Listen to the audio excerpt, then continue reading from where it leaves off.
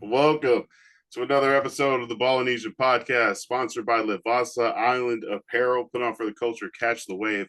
www.livasaislandapparel.com.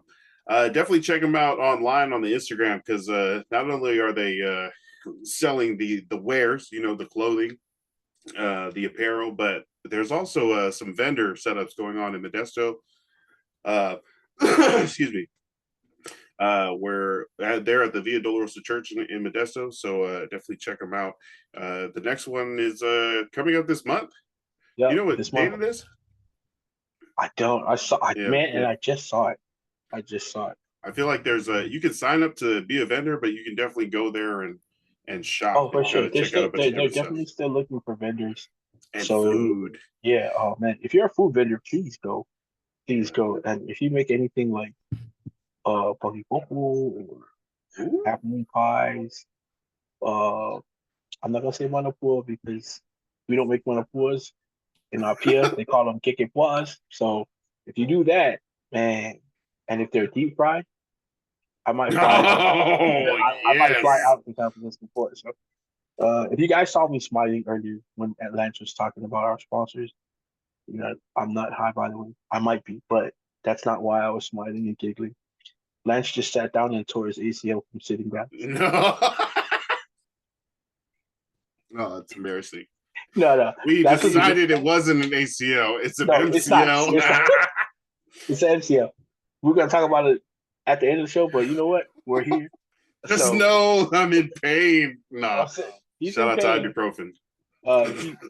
He was working out, and it's been. I mean, if you know our backgrounds, I mean, we work out. We used to play ball too, all the time. Like Lance was a tight end in high school. Hopefully, he's a tight end now. But yeah, I Offensive mean, guard. but he he started working out the other day. He just said he also goes on walks with his daughter Nora and his girlfriend Sammy. So it's not like he's not out of the realm of physical activity. But I think he just Parents, though, you got to do a lot. There's a right. lot of running, stopping, Oh my going, gosh, right. just, yeah. But there's not a lot of stretching, obviously. So There is not enough stretching. let's get into some workouts the other day, and then he might have pulled something or sprained I something. feel like I snapped my knee, and it's Right. like So something in there is torn and broke. But you're telling me that if I didn't feel immediate, obvious pain, then it wasn't a tear. So if anybody so this listening is to the this thing, has ever guys. Right. tore their like He's knee weighing. Yes. ligament, let us know. Did you feel it immediately, or was it like, oh, I walked on it for Yeah. like 2 weeks, and then someone was like, "Hey, your knee is black." No, So I mean, it has happened. There's guys like, oh man, if you've ever played football in American Samoa from like whenever it started to like the late from 90s when or like the early 2000s, then you know that it's possible that you have torn something or had a for concussion multiple times or your life is in danger after playing football in American Samoa. You know that it's possible you didn't know this happened yeah. during your high school career. Uh, so yeah, uh, funny story. We do wish Lance a very speedy recovery. We hope it's not anything serious. We're hoping for a sprained ligament or maybe just old A age mild. Oh and yeah. out of shapeness. That's what I was thinking today. I was like, oh, you're just at that age now where sometimes you get sidelined for a couple weeks. Yeah, that's what we're hoping for. See, Lance in a couple weeks, and we're gonna move right into this.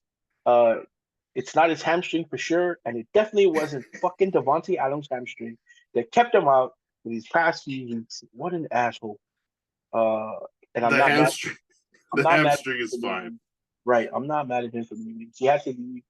He felt like, he had to go. It wasn't working out for him in Mhm. Las Vegas. What He is didn't have a the quarterback. conditions? The conditions though, right? For this trade, he's traded to the New York Jets, Davante Right. Adams, who has a quote unquote hamstring injury, for a conditional third round pick in 2025. That could be a second if one of two things happens. So Davante the Adams question, is a first right? or second team all pro, or he's on the active roster for the AFC Championship or Super Bowl for the New York Jets. So the Jets have to like cash in big time if this is going to be a second round pick for the Raiders. But the Raiders get probably the best offer that they received. But so that's those two things are great. A third rounder is pretty great too. It's not like uh back in the day it was the same. We just didn't look into it as much as we do now. First, second, third rounders, hell, even fourth rounders. First, second, third rounders are pretty valuable these days because there's so many guys in the draft that you can draft. Hell, there's guys that go undrafted that are amazing athletes that get onto teams and just kill it. Frankie Louvu, just to name a few. The one that we really, really love. Undrafted, you know, bought his paid his dues, and look at him now, a star in Washington with the Commanders. But so yeah, a third round still an amazing pick. Second would be phenomenal, but I think the kicker for the Raiders organization is that they offload his contract. Oh, nice. They save Right. his Right. salary.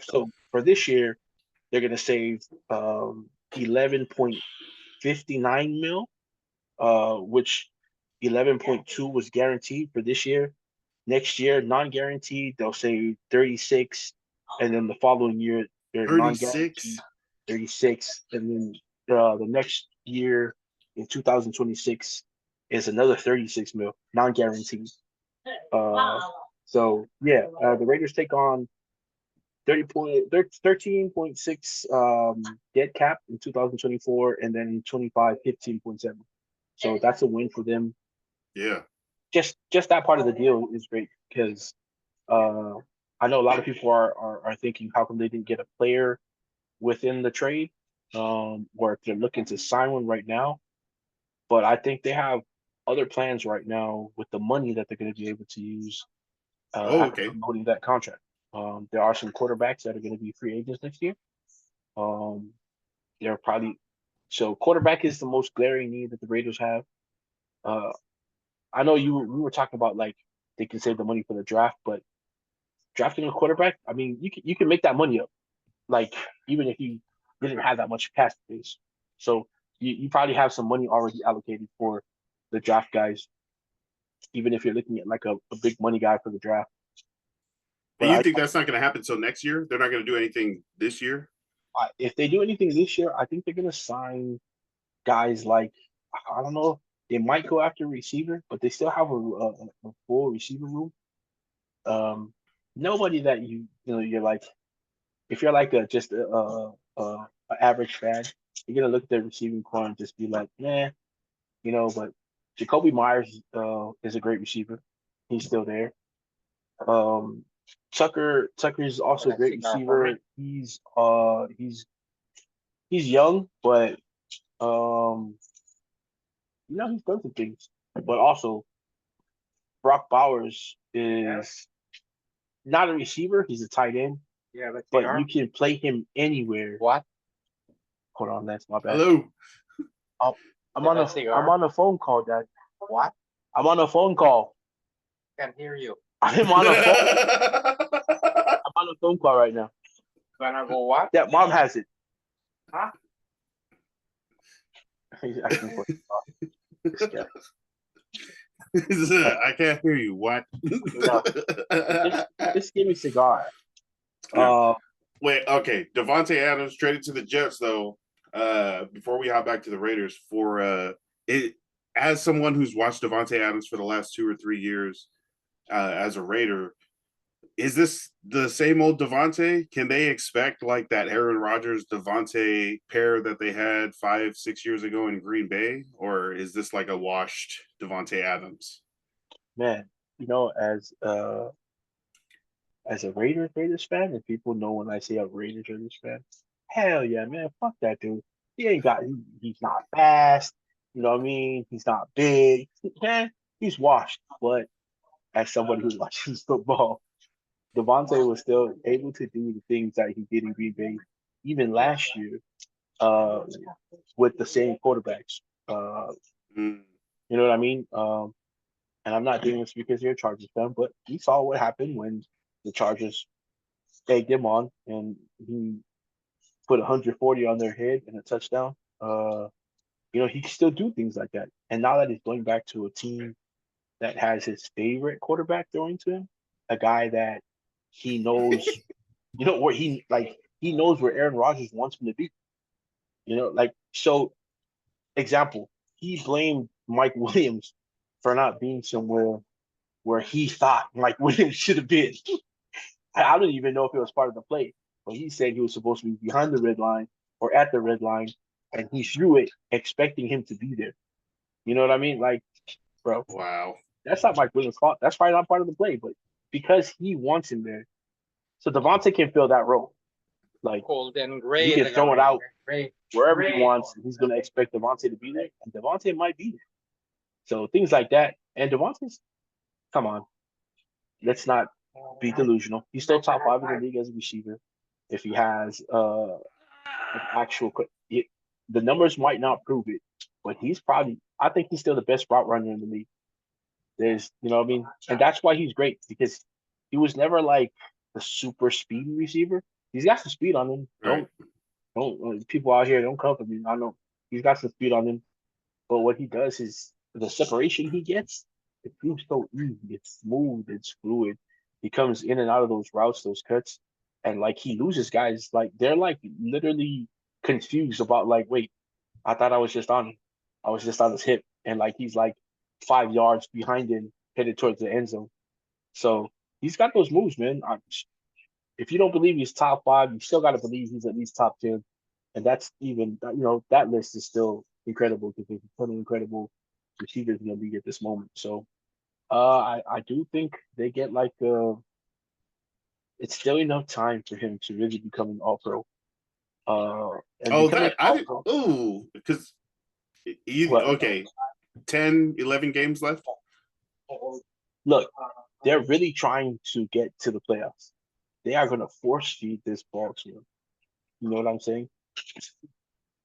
But because Garrett Wilson is on the other side, teams won't be able to just double him or scheme him like they used to before. Because Garrett Wilson isn't Marquez Scantling. He's not who they have on the roster now.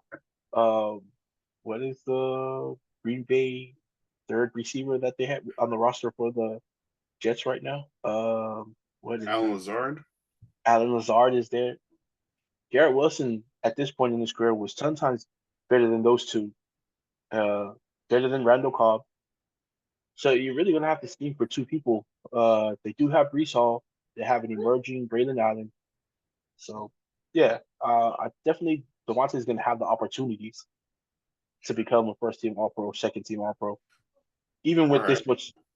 But also, I was gonna say, getting on those teams sometimes isn't always about numbers. So we'll see. We'll see how they vote for him. Right. It has to be a first or second team All Pro, or the Jets make the AFC Championship or the Super Bowl with Davante Adams on the roster. Now they agreed to the terms Tuesday morning, but Davante had to take a flight to New York to pass his physical, which he did. And then when Aaron Rodgers appeared on the Pat McAfee show to do like his, check in every once in a while, Aaron Rodgers goes on the show. He like nodded over off camera, and Davante Adams came in for like a quick cameo appearance. And that was his plan. Okay. They went crazy. They were like, "Oh, he's there! What's up, Tay? Congratulations!" Whatever. They were having a Diddy party at Aaron Rodgers' house. Oh man. That is the baby oil. So much baby oil. Davante Adams, who has had a hamstring injury for the last couple of weeks, is expected to play when the New York Jets host the Steelers this week in Week 7. Yeah, magically. The hamstring is feeling great. I think that elevation for the airplane flight, it must have helped with the oxygenization. Davante Adams still really good, hasn't been scoring, but we've always attributed that to the quarterback play hasn't been like elite, which makes it easy. And also these two do have that former relationship. This is crazy, right? Because this is, for Raider fans, this is like watching your girl go back to an ex that like you knew she was going to go back to. You're like, oh, this was fun while it lasted, but well, anyways, but so they had a I don't like your super. analogy, man. Sorry, but and then as a Raider fan, you knew it was like, oh, but they had something special, like I didn't expect to have that. It was fun while it lasted, but they had something because him and Aaron Rodgers would just like be doing these touchdowns that catch DBs and defenses so off guard, and like especially Davante Adams just like juking people out inside the 5-yard line for a slant, and Aaron Rodgers finding him or finding a fade or just knowing. I guess reading the defense is the same, right? Because like Travis Kelce and Mahomes read it the same, and a bunch of other wide receivers and quarterbacks try to, but you get into those situations where the quarterback sees something and thinks he should be throwing a quick route, but the wide receiver sees the DB shading inside and thinks he's going to go long, and then they just throw a crazy pass. But going back to that Jets offense that you were talking about, Breece Hall, right, the skill position, Braylon Allen behind him, Tyler Conklin as a tight end, and then you have a wide receiver room that they're trying to get rid of Mike Williams now. Allegedly he's up for trade. Allegedly they're trying, but I think he's ready to go anyway. That's shitty. You know what I mean? But you think he's ready to go, or he should leave? I would too. I would. I would be ready. I think he's ready to go. He didn't show up for practice today. Oh, what? Citing personal reasons. Oh, because he took Aaron Rodgers' reasoning personal. Aaron Rodgers was like, Mike Williams fucked that up. And it led to an interception. Well, Mike Williams put his freaking head on the line and tried to work his way back to it, fell down, and still was eyeballing it for the catch as the safety came and freaking slammed into his neck to get the interception. Just like Mike Salah put his ass on the line for Aaron Rodgers, and look what happened to him. Rob Salah? Yeah, my bad. Yeah, Robert Salah. Whatever his name was, he's going to be a defensive coordinator somewhere. Yeah, shout out to Jeff Ulbrich and all the camera cuts to him on the sideline after freaking every New York Jets penalty on Monday Night Football. To put on pads and go in and play. Coach, what's up with your team? He's like, I just took over. Yeah, but the Jets, do you think this puts them over the top? Like, is this the thing? Is the defense really that good? I've got some. This is how many points their defense has given up each week this year. 32 in a loss to San Francisco, 17 in a win to Tennessee, 3 in a win versus. Wait, no, that's got to be wrong. 9 in a loss to Denver, 17 in a loss to Minnesota, and 20 in a loss in Buffalo. That's still like 20, 17. Well, no, I averaged it out. It's if the teams they're playing against, if they score 3, there's still a chance to win. If you can't hold them to 0. No, I'm just joking. Yeah. Those are good numbers for defense, but still, I mean, look, you're gonna have to play every game. I'm pretty sure their defense is pretty good. You just read out numbers that indicates that they can play defense, but yeah, there's more problems than offense defense. They just fired a coach mid-season, like not even mid-season, beginning of the season. I mean, well, so they did give up 3 points in that win versus New England, and then they've given up 17 points twice, once in a win and a loss. They've given up 20 points, and they've given up 32 points. So that averages out to 16.3 points per game. So if that averages out for the rest of the season, 16 points, can this offense score 17 points? That should be easy, right? I expected 17 points with the original offense before Davante Adams. About to say. Like, how did they not score 17 with the guys that they have? They have even tight end. They have a decent tight end. Conklin's he's a decent tight end. He was able to do things. And should be elevated with Aaron Rodgers, like knowing how to pick defenses apart. But their upcoming schedule, Sunday Night Football. Let me know if these are wins or losses for the now with Davante Adams New York Jets. Sunday Night Football at Steelers. Oh, that's a loss for them. Russ's first game back, possibly. I think we're getting a win from Russ. I think we're going to see old Russ, Super Bowl What? Russ. I do. I think we're going to see coming off a calf injury, Russ. No, I got this as a win for the Jets. But okay, win or a loss. Okay. Week 8 at Patriots. that's a win. I'm sorry, Patriots. I got that as a win. Yeah, I love Drake May. Come in, do 3 touchdowns this past Sunday. Uh, Again, another guy, another Polynesian we should be talking about more on the show. Marte Mapo is having a really great season at linebacker for them. Nice. If you guys Sac don't know, State. yeah, but exactly, Sac State, Marte Mapo. Please go look him up, see the highlights, see the numbers. Having a great season. Yeah, they're not a whole team just yet. They got some pieces. Love to see it. But that's a loss for the Patriots and a win for the Jets. Short week, Thursday night football at home versus the Texans. Texans in New York. Yeah, I got that as a loss for the Jets. Yeah. At Cardinals. Oh, I feel like this one could go either way. yeah. I like the Cardinals. I like. They're probably gonna get some guys back. And then for some fantasy needs for you guys, Connor is a little banged up right now.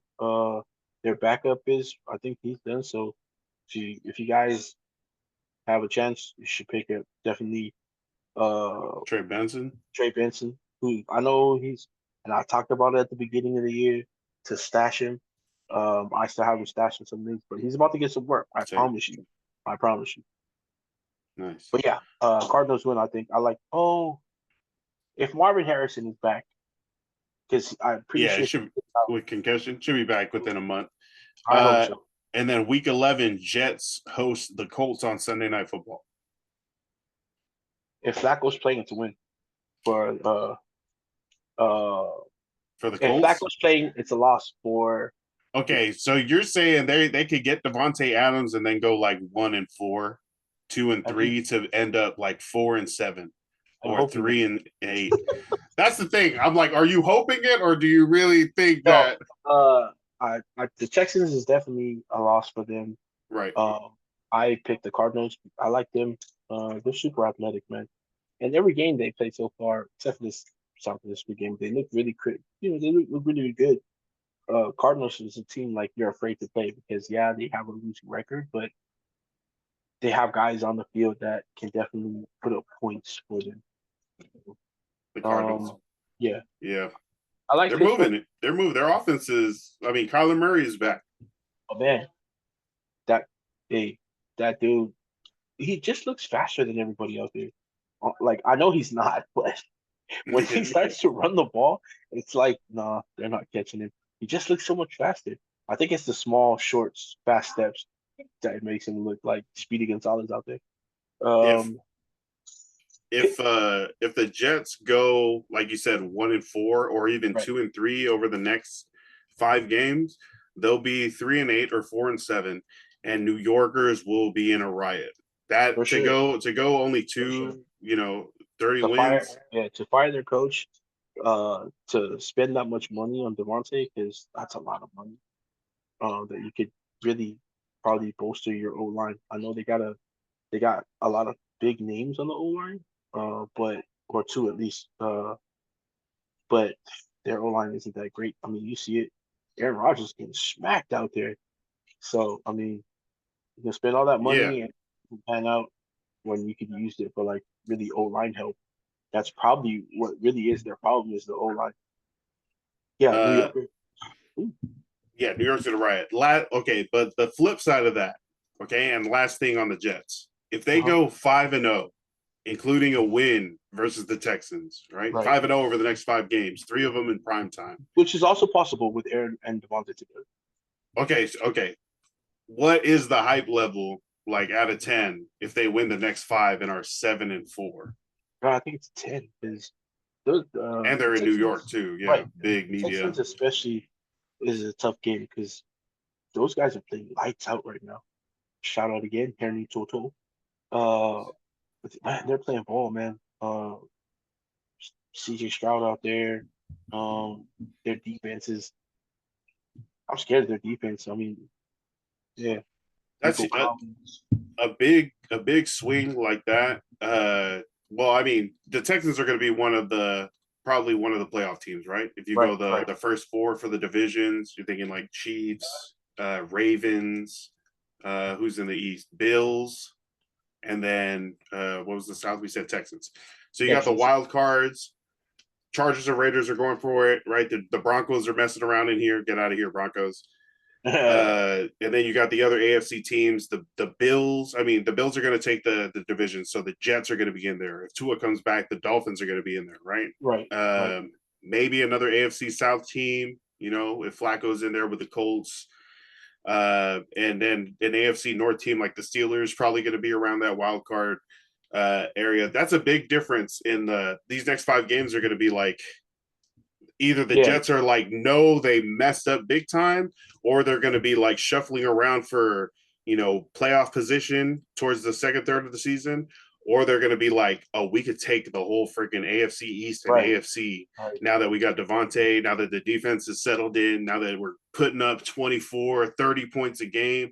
It could work, but we're going to see. We're going to see if these guys are too old. We're going to see if love really is forever. We're going to see if if you let them go and they come back to you, it's really true, or it's just, contractually how things work out. But we're going to really find out. The other side of this Davante Adams trade is what the Raiders are getting, right? And you said they also big time get that cap relief where they don't have to pay this big contract for Davante. Maybe they can fit some other people in onto the roster, especially a quarterback next year. Hopefully they can draft one, right? Maybe this is helped to get into a better position to draft a quarterback in the first round. But what would you say is the plan to end this season from this point? Like, is it still, we can scrap together a division championship from 2-4? Is it maybe we should think about the future? What are you feeling right now for the Raiders? So as one of our favorite our favorite sayings on the show, as an analyst, without any of the bias, I do think front office is thinking about the future now. Oh, okay.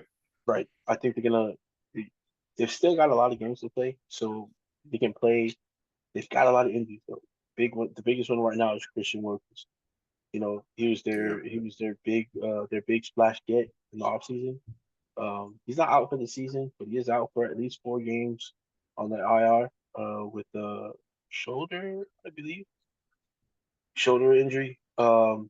He's out. The old line's banged up. They're trying to figure out whether Colton Miller is still Colton Miller for the rest of his career, because he's been banged up this year, but he also hasn't looked the same. Like, he's supposed to be back full healthy, but he's not.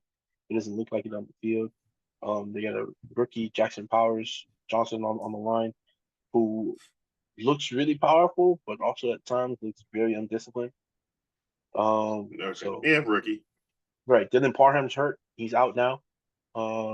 They got DJ Glaze, the rookie, another rookie who they picked up in the 5th round, I want to say, 4th round.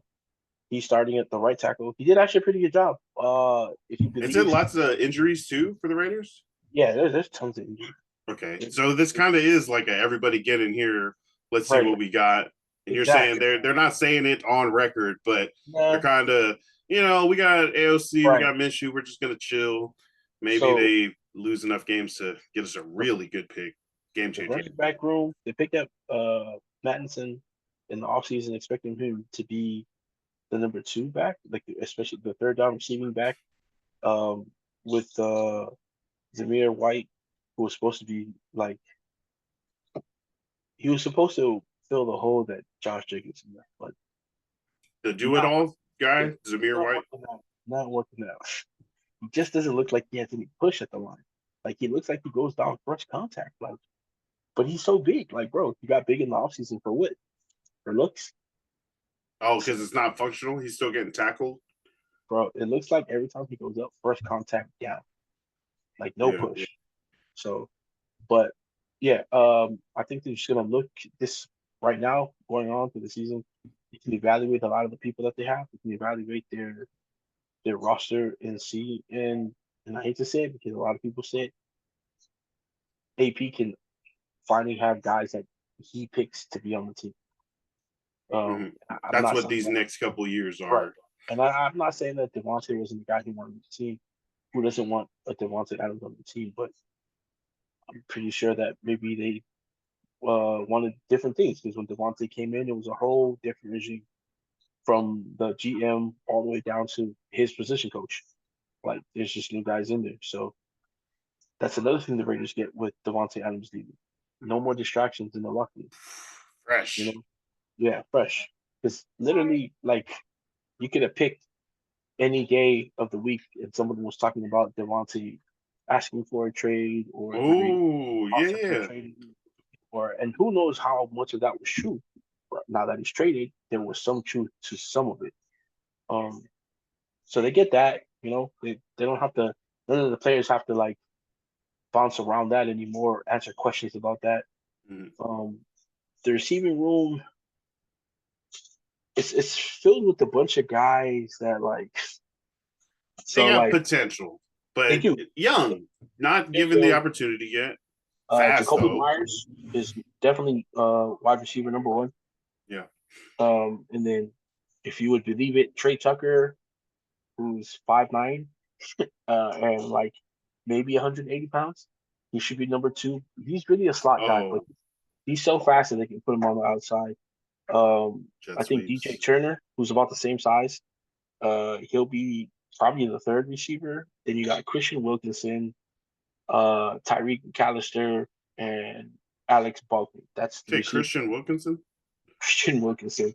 Who? What? Yeah, he out of yeah. He don't. No one knows who that is, right? Exactly. I But he said Christian Wilkins too. No. what? It sounded like Christian Wilkins. I was like, Oh, that yeah, Christian happening. Wilkerson.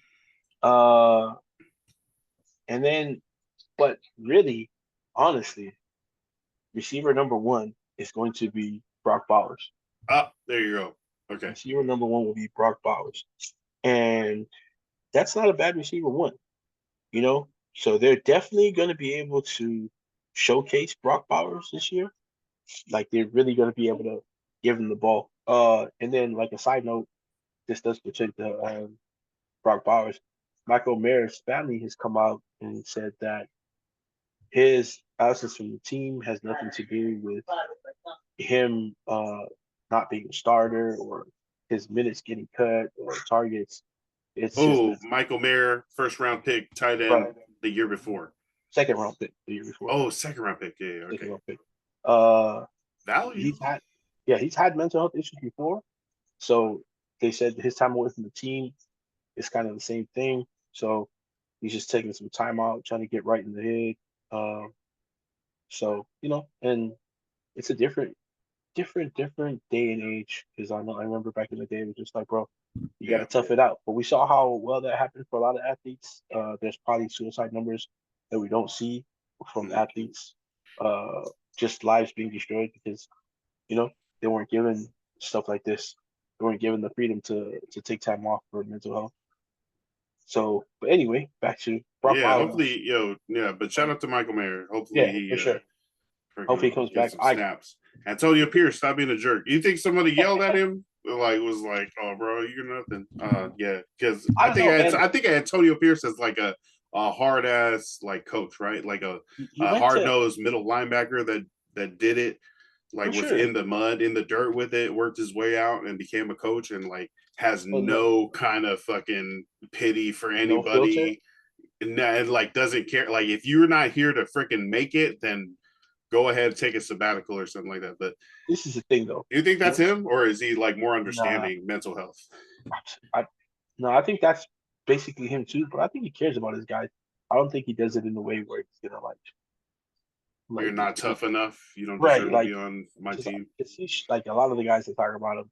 Like that's why Jack Johnson kind of went to the Raiders because the way he kind of took him in, it was like a father figure to him. Jaden Daniels, who he coached also at Arizona State, still has immense respect and love for him. Mhm. But Michael Mayer also went to Notre Dame, where the pressure is crazy. Like the pressure to play at Notre Dame is different. And I'm not just saying that because I'm a Notre Dame fan, but like someone even like I always get complaints about people like, no, you're the team you cheer for in college. What kind of team always goes number 5 in preseason and then like through the season they're crappy? It's because it's Notre Dame. Like they get ranked that high just literally off of I think legacy. They're not bad either. They're good. So imagine that pressure every year that you have to go into, and he did a really good job at Notre Dame. So I don't think too much that it's Antonio Pierce like just leaning into him like that. Uh, but who knows? Not everybody has the same mental toughness, and it's not like he's been doing bad either. You know, they just haven't been throwing him the ball, but they have been throwing to Brock Bali. Uh, the kid has 37 receptions right now over these last 6 games. Mhm. He had 6 in the first game against the Chargers with 58 yards. He had 9 against the Ravens for 98. He had 3 against the Panthers for 41. His worst game so far was against the Browns, which was a win with 2 and 19. The Broncos, he had 8 and 97 with his only touchdown. And then last week against the Steelers, he went 9 for 71 yards. So he's Nice getting PPR monster. They're feeding them. exactly. And Um, his yards after catch is crazy. That's because once he gets the ball in his hands, he can really got break free. space. Yeah, and that's what we saw against the Broncos when he caught that touchdown. It was Oh yeah, it was an off throw by Minshew. It was in the air. He was able to hop, shake the tackle as he's coming down, hit the ground, and then just take off for like 59 yards. So definitely they still have receivers out there. I like Myers and Powers to take most of the targets, and then Tucker will do the sneaky underneath things like mm, the jet the jet passes, and then he's also the guy that'll just hey, just run straight to the end zone. We're gonna throw it and see if you can catch it. He's gonna be that guy. DJ Turner showed that he can do some stuff. So yeah, the Raiders right now are just gonna evaluate what they have. yeah. They're gonna go into next season. And if they're on the course that they are now, they will have at least a top 8 pick, and then hopefully the Davante pick turns into a second round. They have 2 picks in the second round. Nice. Okay, so Raiders making business decisions. Definitely. You make a choice here, right? There are 2 ways this season can go. The Raiders can try to go for the playoffs, be the scrappy team. Antonio Pierce motivates them, gets more out of the roster than what's there on paper. And the Raiders are like, 8-8 going into the final week, trying to get a playoff spot. It's probably going to be a wild card, maybe the 7th seed, right? You guys may or may not make it, right? But you fought for it, right? There's a chance you get into the playoffs. If Right. you miss the playoffs, if you make the playoffs, it's going to be like a 18th overall pick. You're going to be picking in the 20s if you advance into the playoffs. Or Raiders making business decisions. You trot out, some subpar offensive units. Some guys are hurt, so you sit them. They don't even bother playing. And you guys get a guaranteed top 6 pick. Maybe you back into a few wins that it doesn't really get top 3 or anything, but you get at least top 6. Which way would you go? Try to make the playoffs or big pick for a rebuild? I'm old school, man. And it's also the way I was coached by the coaches that I played for. And then it's the style of coaching that I started doing when I started coaching. So we're definitely going to try to make the playoffs. If it's up to me, I'm not with the tanking stuff. That's if you're part of an organization that wants to tank because that comes from the top and you're Sixers. okay with it as a player, you shouldn't be playing ball. That's crazy. I don't care uh, that you want better for your team in the following year, you want a better position in the draft. And a lot of people, this is my personal opinion because I get it. I understand some people too. You want to get most of it. If it's a bad season, why not get the most out of it? Like you said, play some guys who don't normally play. If there's some people that are injured, you see what you got, save the injured guys, let them get fully healed for the following season. You get a top pick, save some money if you don't pick up guys in the season. But that's not how I would ever want people to think about a team that I cheer for or a team that I coach or I play for. Yeah. Yeah. What if you tanked and were guaranteed a trip to the Super Bowl by 2027? No, thank you. I'm sorry. That's Oh, really? yeah, man. I couldn't do it. I literally you could blackball me from the league if I was a coach and someone told me, look, just tank. For instance, if a league that I coached in was fixed, like everybody thinks the NFL is, it's rigged. If they told me, hey, the script is up, we just got the script, you're about to You're be a winning. champion in 2027. I was like, well, you have to pick another coach. If the alternative is me losing all these games, nah. You just got to tank in I'm gonna lose 2024. anyway. They're gonna fire me anyway. No, but you get to stay, guaranteed. We already know. No, Hey, okay, guaranteed Super Bowl win within 4 years. that's not my win. I was like, I'm not on the team anymore. What is it even? It's not my win. Okay. I'm saying. All right, respect. I would tank. I would do the analytics. And I respect it. And I respect that. I just, tanking, man. And for 2 years, because you said 2 so we're gonna have to lose by Next 2027. It could be next year. I don't know. No, maybe you have a CJ Stroud pick. Maybe you have a really they go great. to the Super Bowl last year. They made the playoffs. They made them. Hey, they made the playoffs after picking second. That's pretty good. Why they made that? All right. So we have the Raiders next 8 weeks, and I know you are going to want to say W for all these games, but I want to ask you. Out of the way. I want to ask you to please remember, you guys are starting Aiden O'Connell, and Davante Adams is gone, and Max Crosby is kind of hurt. Just I'll tell you what. If I say W, I'll give you my explanation. Okay. I mean, yeah. More or likely a W or a L. Upcoming schedule for Vegas, who is currently 2-4. Week 7 at Rams. I honestly believe that's a win. I think they're down some people too. Like, this is not. Don't worry, I'm thinking analytically. They are. Cup might come back. Yes. If he comes back, he still might not be 100%. I think our defense is all right without Christian Wilkinson. It's a big hit. We also don't have another defensive end because they lost Malcolm Kuntz for the year. But I think some of the guys who've been filling in for defensive end have been doing all right. So defensively, I think we can still host the team. And without Puka out there, I think our Kyron Williams, Cooper Kupp, but off an injury. You think you're confident you guys can contain those people? I am, and then your offense can beat their defense. Yes, I do. I think Aiden O'Connell can come out. I think him and Brock Bowers are going to have a really great game. I think Jacoby Myers, who didn't play last game, who was out, I think he comes back. Also has a great game. He doesn't have, again, the shadow of everything that was happening with Davante around. And I'm not saying Davante's like creatively problem on purpose. Just the circus, the media. Right. Circumstance that goes around it. So yeah, I think it's a good chance that they do come out with a win. I think Aiden O'Connell is going to have a great practice as starting. Like it's going to be 2 weeks of practicing as a starter. I'm sorry. So I think he'll come out this week again with another practice under his belt with the starting team, and I think he's going to be a little bit more comfortable out there. I'm not saying he's going to go out there and throw 500 yards, but I think he's going to do enough to get the job done. Enough to beat the Rams. Yes. Week 8 versus Chiefs. No, that's a loss. The Chiefs always seem to start. We did beat them late last year, but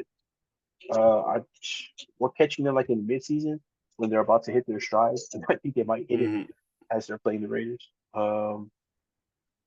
Again, if you guys also fantasy tip, if you guys haven't picked up Juju Smith-Schuster yet, you might want to pick them up now. They lost one of their top receivers for the year. Rasheed Rice. Yeah, Rasheed Rice is done for the year. Is Hollywood Brown not going to play either? He's done for the season. He's done for the season. So Juju's he's been with the team before. You saw it last week. He was able to pick up a lot of targets with the absence of Rice. So Yeah, he'd be a pretty good pickup for the next few weeks at least. Juju Smith-Schuster versus the Raiders, more or less than 75 receiving yards. 75 on the dot. What? What? Yeah, 75 on Okay, the all dot. right, okay. Week 9 in Cincinnati at Bengals. That could possibly, I'm gonna say lost because they're also watching them play the last game. They look like they're getting better as well. Chase Brown looks healthy again. He was banged up a little bit in the beginning of the season, first couple games. But he's running pretty hard. If I was confident enough to, oh, man. If they had an established quarterback, nothing against the two guys that are there now. Actually, yes. Uh, I do hold something against them right now because tough. They're just not those guys. But if they had a more established quarterback, I think we'd be able to beat that defense because they're not playing great at all right now. Their defensive end, Sam Hubbard, I've seen that he get embarrassed like week after Sam week. Hubbard, Trey Hendrickson. Yeah. Is Trey Hendrickson back? I think they were both available in the Okay. individual defensive player fantasy league that I was doing. So I think I'll say it's a loss just because their offense right now is they're moving. Okay. Week 10, you guys get a bye. Win. Week coming out of the bye, week 11 at Dolphins. Tua's probably back. You're in Miami. It's probably a morning game. If Tua's back, it's a win. If he's not, if Tua's back, it's a loss. If he's not, it's a win. Yeah. If Tua's not playing, then yes. Yeah. Tyler Huntley's not doing great. Freaking Nope. Skylar Thompson was terrible. Not great at all. Week 12, you guys go back home versus the Broncos again. That's a win. We're gonna come back into town. We're gonna be hyped up to play that game. We got beat the last time. There was some stuff going on. I think Revenge game. right? Revenge game. I think they got it figured out. So another team like I said, we talked about this before. Every team in the AFC West, I think when they play each other, it's a rivalry game for them. For sure. So, yeah. Win. Week 13, Arrowhead at Chiefs.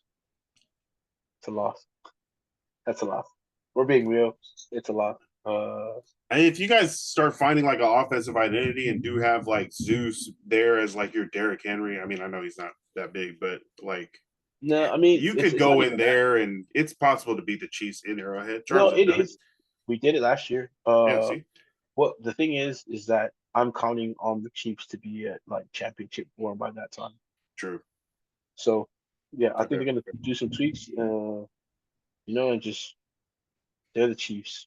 They're gonna, and even if people are gonna deny it, they always get a little help from the league. I don't know how, they just do.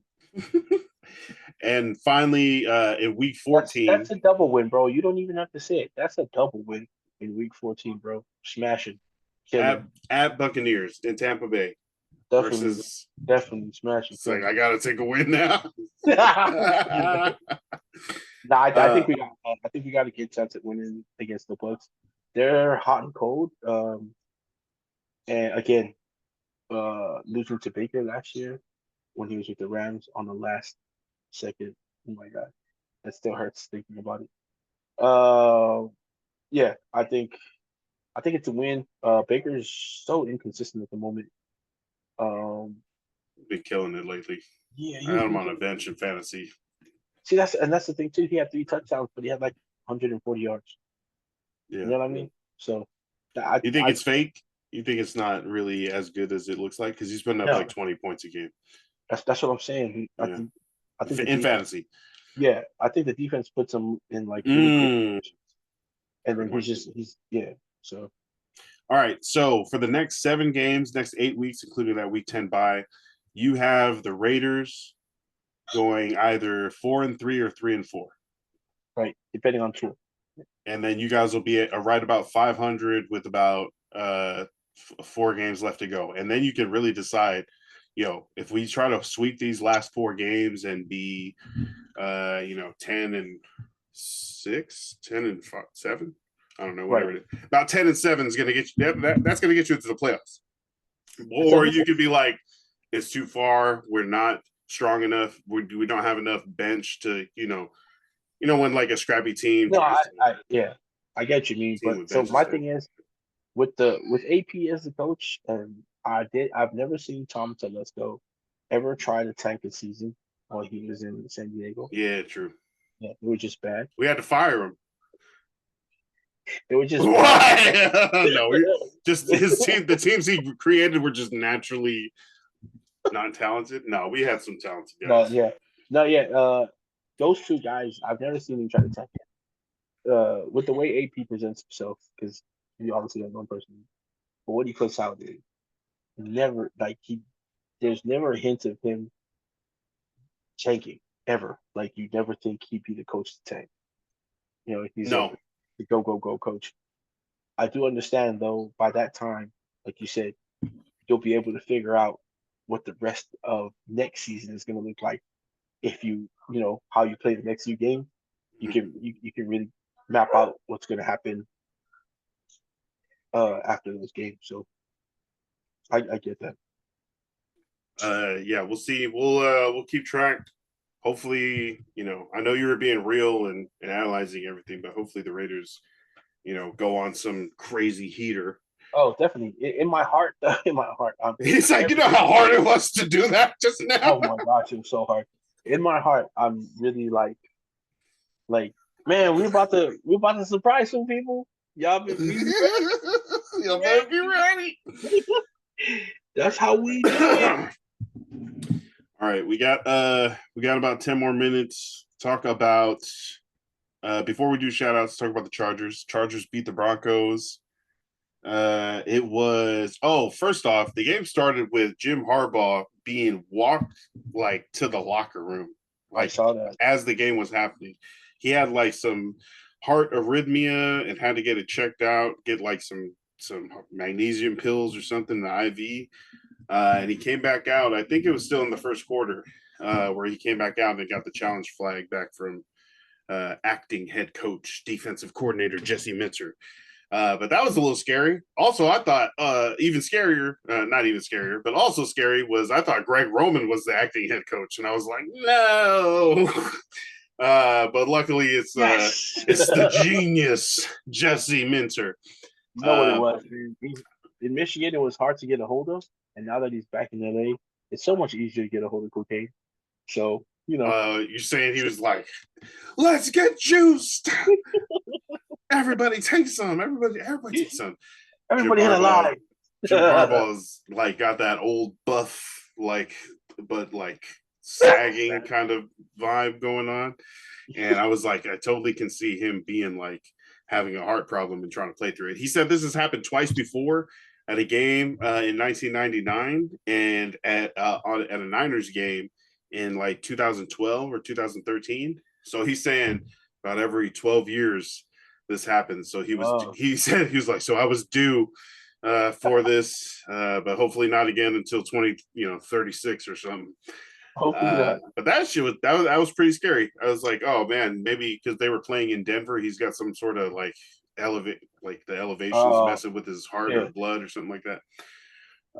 But the game kind of went as good as it could have versus the Denver Broncos. Bo Nix, they had a 3-game win streak coming into this one, during which Nix, the rookie quarterback from Oregon, BYU, where else did he go?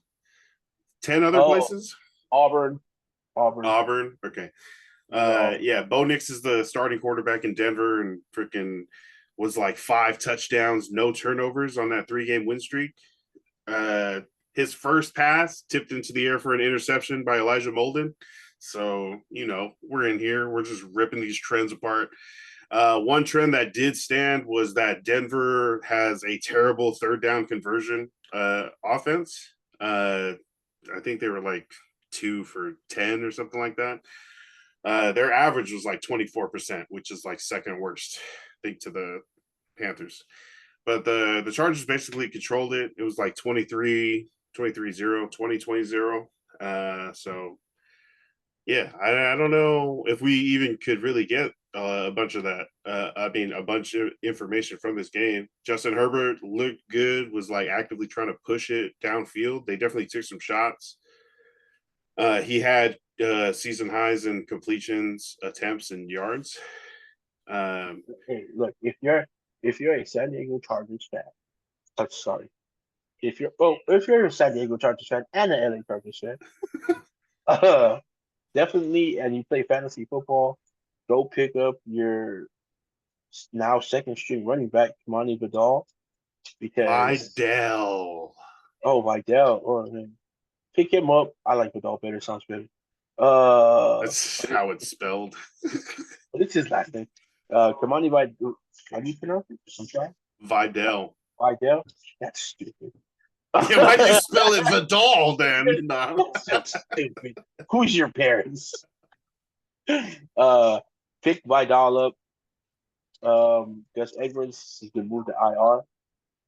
We all know J.K. Dobbins' health history. Yeah. And I'm not putting any juju on. Don't you put that curse on me, Ricky Bobby? Yeah. I watched that the other night. Still so funny. R.I.P. Yeah. Clark Duncan. J.K. Dobbins. J.K. Dobbins injury history. Do you think he's going to get injured this season? I don't. But I think since he has Greg Roman there, I think he's going to take into consideration that, and I think he'll start using Vidal, whatever the hell his stupid last name. No, don't do that.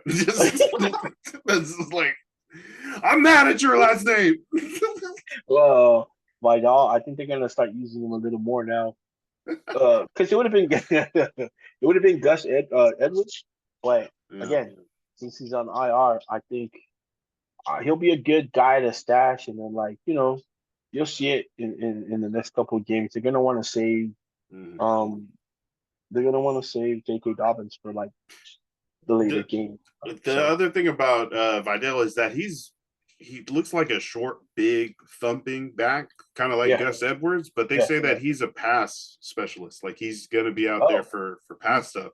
And I'm like, that's J.K. Dobbins thing, right? Like he's also a receiving back that's lightning quick and can catch. But J.K. Dobbins, I think J.K. Dobbins is more like their all-purpose back. Yeah, but I don't like that. I feel like, I mean, obviously you want to be able to maybe he goes out for a pass when they think it's a run, surprise the defense, kind of get your numbers mismatches somehow. But I don't want it. But he can definitely be the all-purpose back. I just don't want him being the battering ram. And you had Gus Edwards, and I mean, this didn't work out for the first 5 games of the season, but they had Gus Edwards in like a role where let's rush Gus Edwards down the middle, get the defense super tired, and then bring in super fresh, really fast J.K. Dobbins for a stretch run or a wheel route or something like that while they're tired, And I don't know if Kamani Vidal is going to be the battering ram or if he's going to be the change of pace. And they're going to sacrifice J.K. Dobbins and his knee ligaments to the, in between the tackles, which I hope is not the case. But they only have one other, running back on the roster. And he's mostly a special teamer and a backup guy. So definitely, mid-round pick, Kamani Vidal for the Chargers. If anything happens to J.K. Dobbins, he's the one, right? He's the only guy basically left to take on those. So we'll see if how that goes. Justin Herbert, again, did well, but still going to be limited in the opportunities. Next week, they take on the Cardinals. I feel like the Chargers' next 4 games are pretty easy, actually. Cardinals is probably the hardest. Kyler Murray, big, ceiling offense. Marvin Harrison, if he's back. And then they host the Saints. And week 9, they go to Cleveland to face the Browns, who are on and off, and then they also host the Titans in week 10. So my God. I'm like, is that 4-0? Sua just wanted to let you know that it's Vidal, not Vidal, as you said earlier. Vidal? Oh, sorry, I can't see you. Hold on. What's up, Suga? Forrest's dog. What would you? Is this a full husky? No, she's part sheepdog and part German Shepherd. German Shepherd Sheepdog. Yeah, Very nice. With the heart super of gold. protective. She doesn't bite. Yep, doesn't bite. But if it seems like they're trying to hurt anybody in the family, she will definitely bark you backwards and push you backwards. Oh, give you like the nudge. Right. Hey, get out of here. Even Get if it out of looks here. like we're arguing with each other in the house, she doesn't like that. She's very protective. She doesn't want us to be arguing. Hey. Right. Family. Exactly. Family. Yeah, exactly. She's a female dog Vin Diesel. Too It's funny. all about eyeing up. Hey. But I do believe you. 4-0. I think the Chargers yeah. can go 4-0. I like them. I like the offense. They do what they do. They don't stray away from what they do well.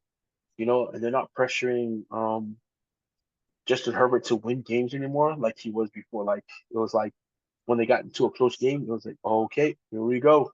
Justin Herbert, and come on, Justin. right. So they got a running game. They've established that really great running game. And they're making the passing game a little not simpler for Herbert, easier. Like he doesn't have to make like the super great throws that he can make, and he can make those throws, but it's not all on him to do something like amazing to win a close game. It's not 4 verticals trying to read, a passing defense. Yeah. Now it's like a wide open crosser after the defense bites on play action. So he can actually get first downs instead of on the way to the touchdown to win the game. Yeah. Instead of trying to throw it from your own team's 20, trying to win it from down there. So yeah, and that's why they brought this Jim Harbaugh guy in to freaking establish that. And even though not to play necessarily to the peaks of the team, but to make the team better, well-rounded, and more able to win. So that defense is playing lights out. Hey, bro, that defense is I don't know exactly what it is, and I've been saying this. I got to deep dive into it, but the way Jesse's Minter's defense makes it seem like the tackling is better. Like they're there faster, right? They wrap better. There's people, in position to help out more. It just looks like a whole different defense than the one who can't be. We know Travis Kelce's the only person that can beat us, and he beats us. We know you're running the ball and you beat us. Like it's done with that. Now it's like it's tough to run. It's tough to play. It's tough to gain yards against the Chargers defense so far. Keep it up. Yeah, great. It's been great watching them play. But that hurts me to say too. Hey, but we're analysts, No, hey, I always cheer for I cheer for my brother's teams. Like I cheer for the Eagles when I have to. When they're playing anybody but the Raiders for Noah. I'll cheer for Will, not the Cowboys. I cheer for Will to be in a good mood. So which unfortunately is attached to the Cowboys winning. Right. So I cheer for Will. I love Will enough that I want Will to be happy. Junior, that's easy for us because he's a Commanders fan, but also little known fact, he's been a Minnesota fan for a long time. There's not too many, like I think it was Adrian Peterson that he really loved, but he's also been a Minnesota fan, so kind of cool for him because he gets to both of the teams that he cheered for right now are doing well. So yeah, it's not too tough cheering for your team, man.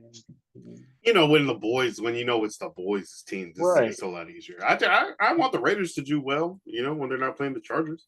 Same was like you want the Chargers to do well for me when they're not playing the Raiders. And when we are playing together, we want to make sure that our teams do better, and we understand it. But it's fine. It's good. But if the Raiders win and Chargers lose, I'm going to tell you. But I'm gonna. Hey, we just gained a game up on you. You better be careful. Good stuff. Before we go, any shout outs?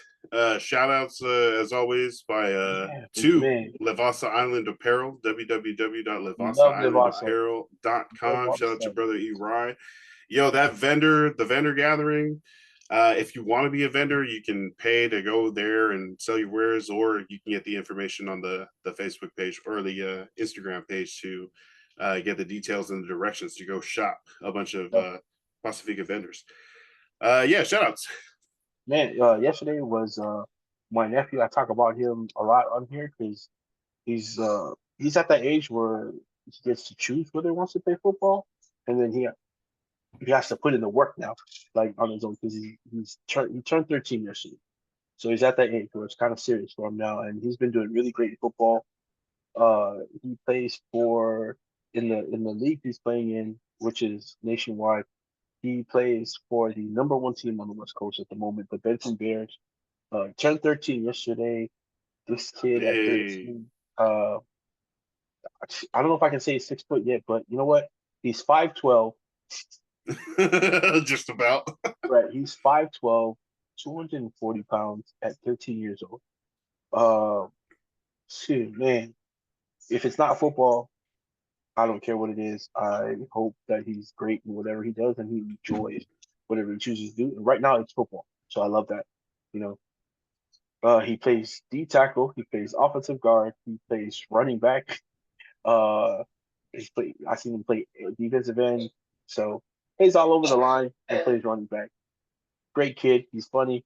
He loves Fortnite. 13-year-old. Uh, he can out eat your house probably. Yeah. But shout out to you, Leonidas Lofushi, 13 years old, man. Love it. Go be 13. Don't be any other age. Don't try to be anything other than that. Be 13 and enjoy your year of being 13, please. Oh, and also shout out to Marte Mapu, who's been playing lights out this season, and who's gotten a chance to, really play now. Um, and I don't want to say it's because, they're on a down season, because that's not why he's on the field. He's on the field because he's proven that he can be out there consistently, start. Oh man, he's all over the place. Just I had the stats earlier, but I lost it. But trust me, Marte Mapu, he's been playing. Sac State graduate, alumni. So man, so great to see. And we talk about it all the time, man. Like the Polynesian guys we get to see at these. You've seen Polynesians at like skill positions like linebacker and safety, but not at the rate that we're seeing them now.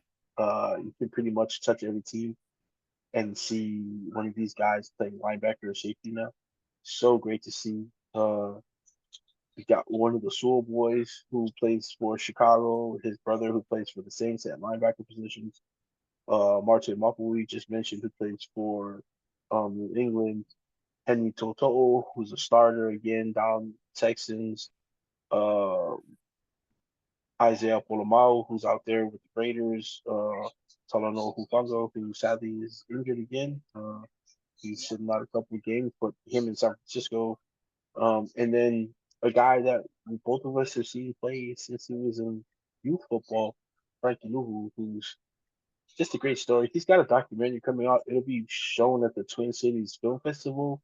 Nice. This film festival, 5 days with Frankie Nuhu. Just if you have a chance to see it, if you're at the film festival in Minnesota, go see it because you'll find out that his story is more than just football.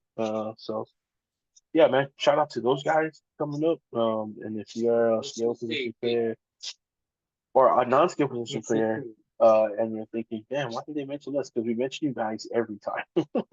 Yeah, we've always been able to mention you guys, like a Fene Sewell or Yeah. whoever down in New Orleans or even Troy Fautano. We've always been able to mention you guys.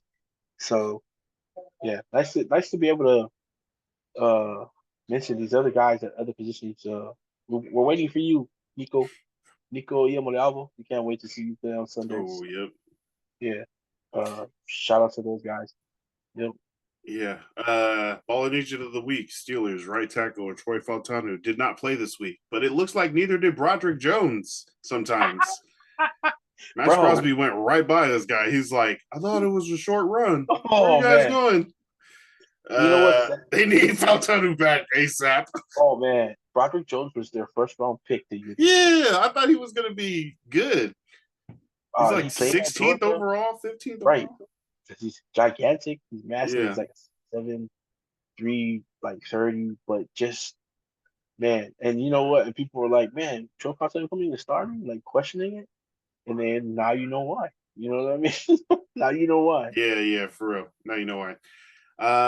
Yeah, shout out to our sister and my neighbor, Tiare Afoa, whose birthday was Hey, last week. Happy belated birthday. Shout out to you and the boys, Mika and everybody. Shout out to Hello Marcus. If you haven't gotten a chance to listen to the Polyticket podcast or Patreon, definitely check them out and sign up. Marcus went to the LA Comic Con a couple weeks ago and has been sharing about it. And man, he's like a whole different person. Like I don't even know wait, who what? Marcus is. After Comic Con, like like Seth was saying, it's like his whole identity now. It's so irritating. No. Seeing him go out there and connect, knowing how uncomfortable it can be, and knowing how uncomfortable he like feels it is, I thought that was an inspiring, like, big step.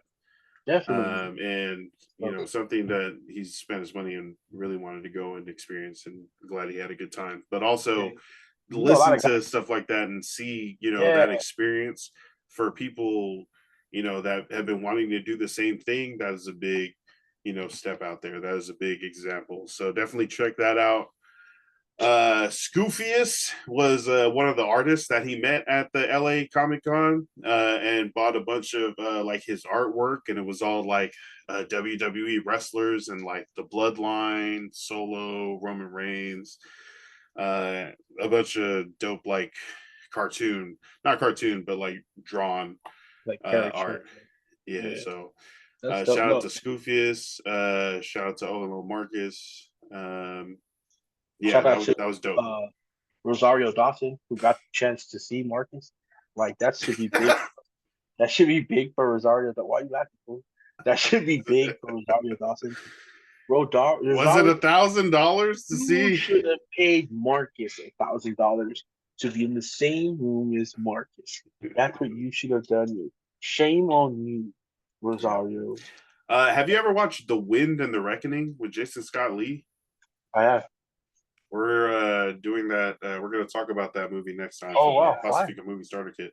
fire. Yeah, I mean, well, also with Marcus, I get it, man, because you want to go there and you want to ask those questions, and it is a little like overwhelming and daunting if you're in that crowd and when they start. I love being in a crowd. You can't point me out. I'll say whatever. Not on some no mob crazy stuff, but like No, who's gonna remember me? Yeah. I can ask whatever. I feel safer. Oh, sorry. What were you gonna say? It's No, daunting. Yeah. Hey, me and you, come on. When have you, from the things that we say on this show, when have you ever thought of me as being that dude that's not going to ask the question? But no, I get what Marcus is saying because that's like, especially because Marcus said like that's not his thing. But to go in there and like he really went in there to learn, ask questions about things like he didn't really have knowledge about yet or wanted to know about. Yeah, Panels, focus panels that on stuff that he wanted to hear about or talk about. Yeah, and just in case none of you guys like, if you guys think it's just Comic Con is just really a bunch of people walking around in cosplay, just saying hi to each other or making videos. No, they have panels there on great stuff. So yeah. Yeah, Great. they like premiered like Disney has a Comic Con or something where they like premiere a bunch of release dates and stuff. But anyways, yeah. If you have any like community notes or things people need to take advantage of, definitely email that to us and we can post that here. If you have any birthdays, you want us to any shout outs that you want to do, definitely send them in. And we'll do those at the end of every episode. Shout out sponsored by Livasa Island Apparel, who you should definitely be checking out as well. Anything else before we go? Coming up this week? What are we in the middle of freaking October? Halloween's coming up. Hey, if you guys are in Oregon and you have the chance, me and Lance got to do it. Was it last year? We went down to Halloween Town. Hey, yeah. St. Helens. Go check out Halloween Town. If you guys aren't Disney kids, there was a movie on Disney called Halloween Town. They set up the town just like the movie because it was shot there. There's a bunch of vendors there. You can get great food. We got some good food that year we went. Great photos. The whole town is they're super festive with it. So you're gonna see great costumes and things like that. So, You still have the photos from that day? I do. Yeah, and it's Halloween, so man, be festive. Because you only get so much chances in life to do things like that. Stop So, it. No. yeah, go be Halloweenish. As Christians, we don't celebrate Halloween, but we do like to dress up and have a little fun. That's the whole holiday. Yeah, exactly. That's one of my favorite freaking memes. That's the whole holiday. People trying to make it satanic and stuff. Yeah, there's witches and ghouls and goblins. Anyway, it's fun. Yeah, shout out to everybody for listening. Appreciate you guys. Follow Forrest, Village Kids Media. Get your family photos. We're going to be up there in a few weeks. It's going to be amazing. To get ours done. Yeah. And follow us on Instagram and TikTok now. Bro, my phone got cleared out. I have TikTok again. We can freaking... Yes! At Ballinesian, or email us, ballinesian@gmail.com. Yeah, and definitely any shout-outs, birthdays, whatever. We'll read it. Questions, random questions you want answered on the podcast? Yes, we should put that out. We should put that out. Okay, yeah, definitely email us those, and we'll go over them right now. Well, next time after we read them. All right, thank you everybody for listening. For Forrest, I'm Lance. This has been the Ballinesian Podcast, episode 130. Nice. Stay hydrated, stay blessed, stay ballin', love and light. Peace. Ooh-wee.